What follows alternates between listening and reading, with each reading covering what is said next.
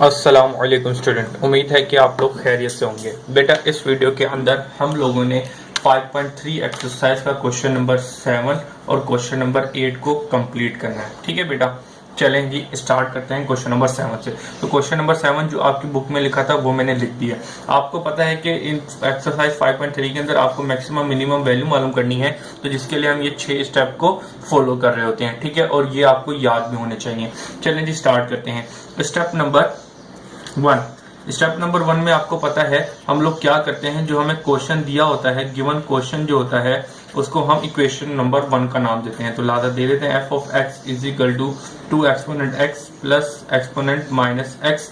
ठीक है, exponent minus x, इसको क्या कह दिया, इक्वेशन नंबर 1। फिर क्या करते हैं, स्टेप नंबर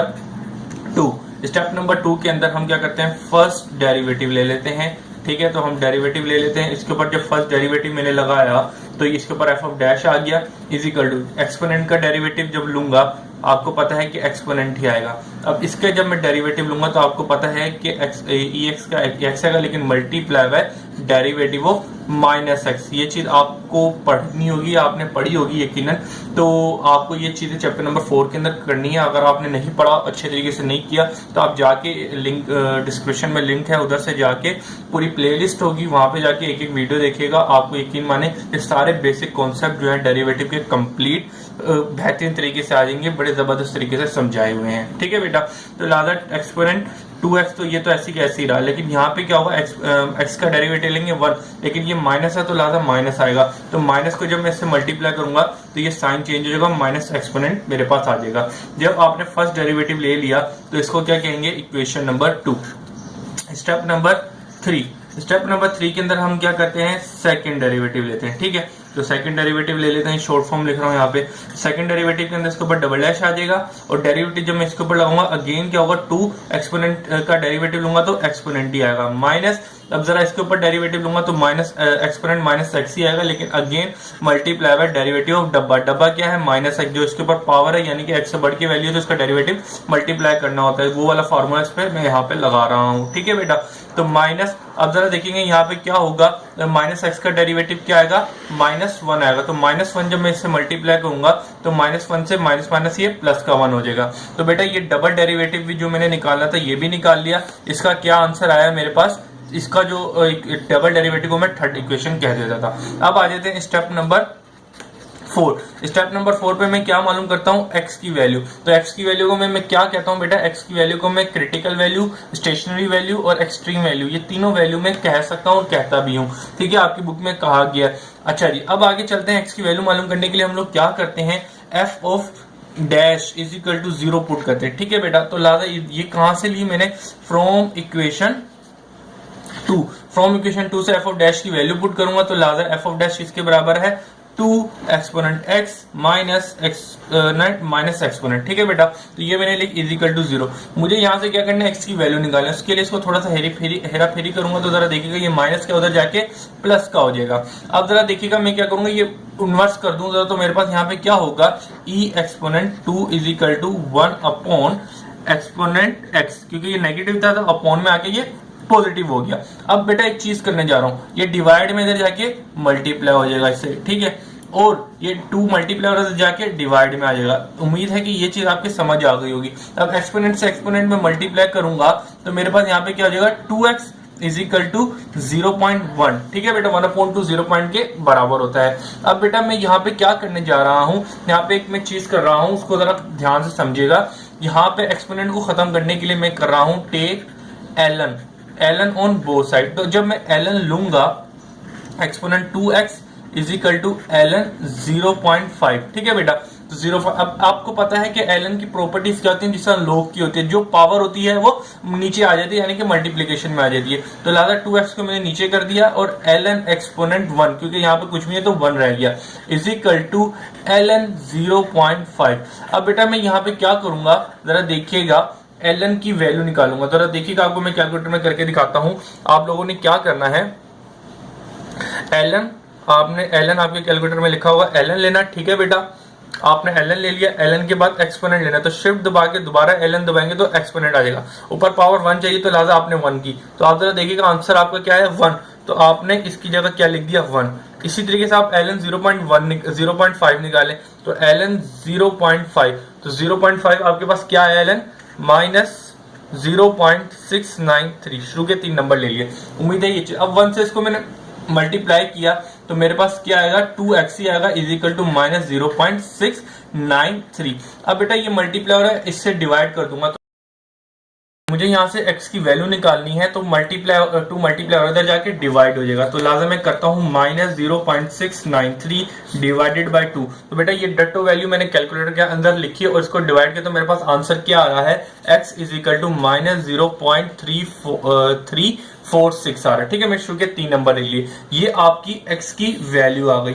अब आप यहाँ पे क्या करते हैं, स्टेप नंबर 4 कंप्लीट हो गया। स्टेप नंबर 4 में आपको x की वैल्यू निकालनी होती है। अब आ जाए स्टेप नंबर 5 पे। स्टेप नंबर 5 पे आप क्या करते हैं, चेक करते हैं रिलेटिव मैक्सिमम एंड मिनिमम। ठीक है, तो आप इसके लिए क्या करते हैं, एफ ऑफ डबल डैश के अंदर x की वैल्यू को पुट करते हैं। तो ये एफ ऑफ डबल डैश कहां से लेते हैं, f of double dash form equation 3 से लेते हैं। तो आप देख लेते हैं क्या है 2ex प्लस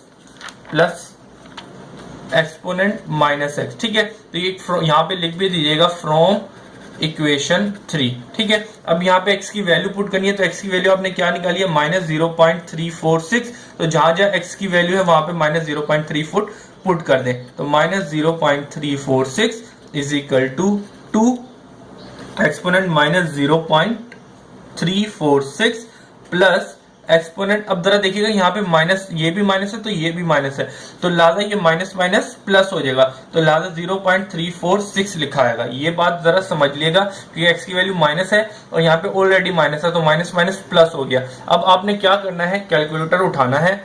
कैलकुलेटर के अंदर आप देखिएगा ये 2 लिखा हुआ है, 2 लिखा, एक्सपोनेंट ln किया तो माइनस 0.346 चाहिए।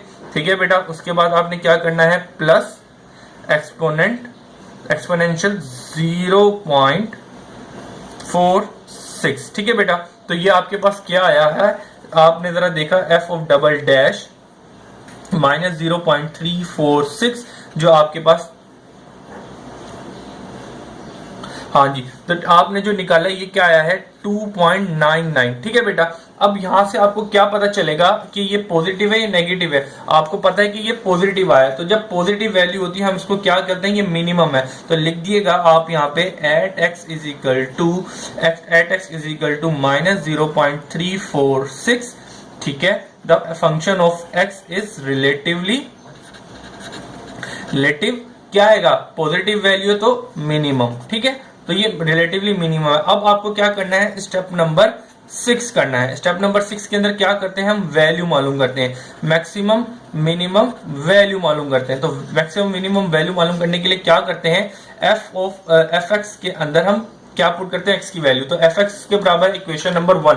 तो इक्वेशन नंबर 1 मेरे पास ये रही 2 exponent x plus exponent minus x, यही चीज लिखी हुई है, तो लाजा मैंने ये लिख दी। तो यहाँ पे लिख भी देगा फ्रॉम इक्वेशन 1। ठीक है, अब जरा देखिएगा यहाँ पे x की वैल्यू पुट करनी है, तो x की वैल्यू क्या निकाली थी आपने, x की वैल्यू माइनस 0.346। तो आप जहां जहां x है वहां माइनस 0.3 पुट कर दें और अपना आंसर दे दें जो उसको चाहिए, रिक्वायर्ड जो है। यहाँ पे 2 एक्सपोनेंट। अच्छा जी बेटा, अब आप क्या करते हैं, एफ ऑफ एक्स के अंदर जहां जहां एक्स है वहां पे माइनस 0.346 पुट कर दें। ठीक है, तो मैं पुट कर देता हूं, माइनस 0.346 यहाँ पे पुट कर दिया प्लस एक्सपोनेंट। अब देखिएगा यहाँ पे माइनस है तो माइनस माइनस ये प्लस कर देगा, तो लाजा 3.46 आपने लिख दिया। अब लाजा एफ ऑफ जो आप ये वैल्यू निकालेंगे एफ माइनस 0.346। ठीक है बेटा, तो ये आप क्या आएगी, इसको हूबहू कैलकुलेटर के अंदर डालें, देखिएगा 2 एक्सपोनेंट एल करके माइनस 0.346। ठीक है, इसको आगे ले जाएं, इसको आगे लेके जाए प्लस कर दें एक्सपोनेंट 0.346। तो आपके पास देखिएगा क्या आंसर आया 0.2.828। ठीक है बेटा, ये आपके पास आंसर आ गया। तो आपको पता है स्टेप नंबर 6 के अंदर हमने वैल्यू मालूम करनी होती है, तो ये वैल्यू हम लोगों ने मालूम कर ली है। क्या वैल्यू आई है, तो जरा लिख दें at x of at x of हमने क्या वैल्यू पुट की, at x of -0.346 the function of x is given क्या दिया इसने, मैक्सिमम वैल्यू दिया, मिनिमम वैल्यू दिया। आपने जो स्टेप नंबर 5 में क्या निकाला था, मिनिमम वैल्यू, तो गिवन मिनिमम वैल्यू क्या दी है आपको, मिनिमम वैल्यू इज 2.828, ठीक है, डेट योर रिक्वायर्ड आंसर। उम्मीद है कि बच्चा ये चीज आपके समझ आ गई होगी, ठीक है बेटा। अब हम लोगों ने क्या करना है, क्वेश्चन नंबर 8 करना है, वो करते हैं।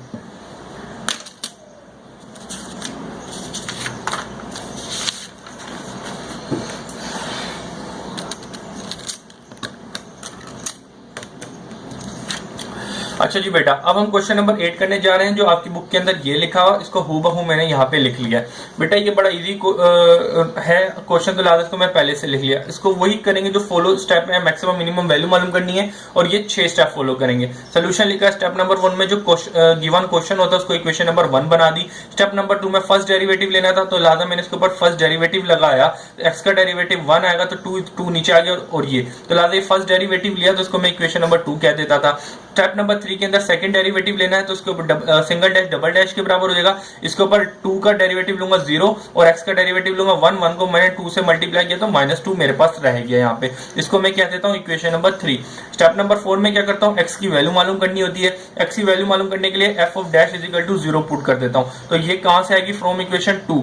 इक्वेशन 2 से मुझे f डैश की वैल्यू आएगी, तो लिहाजा f डैश की वैल्यू मैंने ली 2 - 2x यहाँ पे ली। x की वैल्यू निकालने के लिए माइनस का इधर जाके प्लस का हो जाएगा, और ये मुझे x की वैल्यू चाहिए मल्टीप्लाई और जाके डिवाइड होगा, तो लिहाजा इसको मैंने काटा तो x की वैल्यू मेरे पास क्या आ गई 1।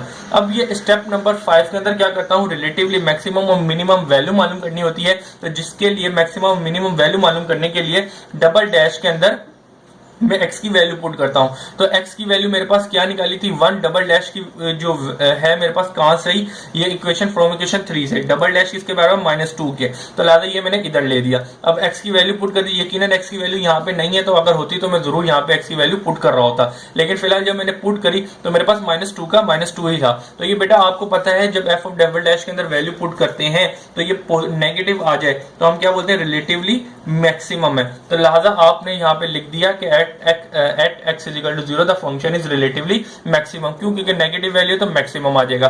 फिर स्टेप नंबर 6 के अंदर क्या करते हैं, जो रिलेटिवली मैक्सिमम मिनिमम चीज आई होती है उसकी वैल्यू निकालनी होती है। तो स्टेप नंबर 6 में हम वैल्यू मालूम कर रहे होते हैं, जिसके लिए हम fx इज इक्वल टू के अंदर fx जो होती है, यानी कि गिवन जो क्वेश्चन दिया होता है जिसको हमने क्वेश्चन 1 का नाम दे दिया होता है, उसके अंदर x की वैल्यू निकालते हैं, जो स्टेप नंबर 4 के अंदर हमने निकाली होती है। तो लिहाजा स्टेप नंबर 4 के अंदर हम यहाँ पे पुट करते हैं, जहां जो x होता है वहां हम x की वैल्यू पुट कर देते हैं। तो लिहाजा जरा देखिएगा 2 1 जहां पे x था और यहाँ पे x का 1 का स्क्वायर, तो 1 था 1 1 लिख दिया, 2 1 था 2 और यहाँ पे 1 का स्क्वायर किया 1 आया, 2 में से 1 गया, मेरे पास 1 बचा, तो fx कितना आ गया 1। तो आप लिख देंगे at fx is equal to 1 the function is given minimum value, क्योंकि रिलेटिवली मैक्सिमम आया था, ठीक है। तो यहाँ पे आपने लिखना रिलेटिवली मैक्सिमम वैल्यू क्या है आपके पास 1, जो आपने सोल्यूशन करेगा। तो डेट योर रिक्वायर्ड आंसर। अल्लाह हाफिज।